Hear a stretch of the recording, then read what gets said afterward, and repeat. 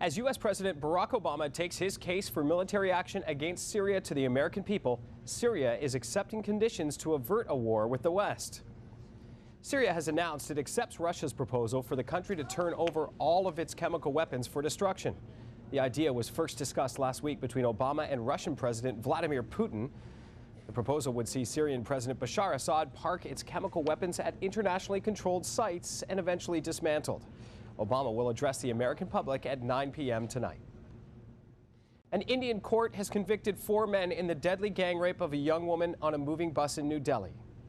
The 4 men face the possibility of hanging after being convicted of rape and murder. Court heard the 4 men were riding through the city on an off-duty bus last December when they tricked the 23-year-old woman and a friend into boarding. They beat the friend into submission and repeatedly raped the woman.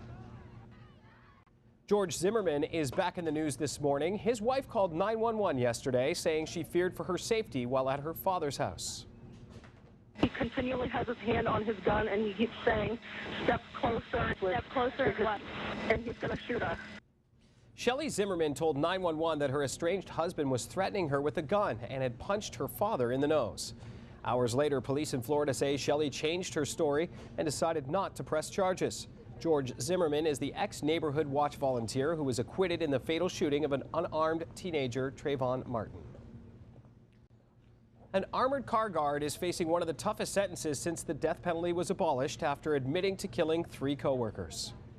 Travis Baumgartner will be sentenced tomorrow after pleading guilty to 1 count of first-degree murder, 2 counts of second-degree murder, and a charge of attempted murder. He shot his fellow guards while they were reloading ATMs at the University of Alberta campus in Edmonton in June 2012. Both the Crown and defense are recommending Baumgartner be sentenced to life in prison with no chance of parole for 40 years. There's no word on the cause of an early morning fire in Centertown. The homeowner called 911 around 1:30 this morning, reporting smoke in the basement of the home on Robert Street. No one was injured. Firefighters remain on the scene this morning, monitoring the structure. An overnight fire at a Hull restaurant is being treated as suspicious. No one was inside Toscano's restaurant on St. Joseph Boulevard when the fire broke out just before 3 this morning. There's no word on the cause of that blaze. Gatineau police are taking the lead in the investigation. And investigators are searching for the cause of a fire that destroyed a century-old landmark in Stittsville. Fire broke out in the restaurant under renovations on Stittsville Main Street around noon yesterday. The building was built in 1875 as a hotel and has been a general store and a barber shop. Firefighters credit an off-duty volunteer firefighter for alerting a contractor and a woman sleeping in a back apartment to that fire and helping them to escape. Senators President Cyril Leader has stepped down from 4 community boards just weeks after council prevented Senators owner Eugene Melnick from making a bid for a new casino.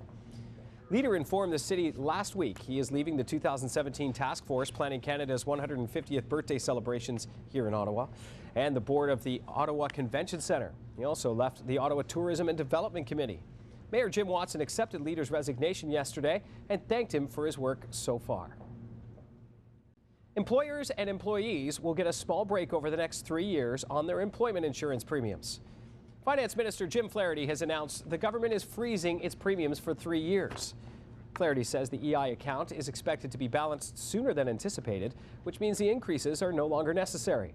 The freeze is expected to save businesses and workers $660 million next year. And finally, Rafael Nadal is celebrating his 2nd U.S. Open Men's Championship.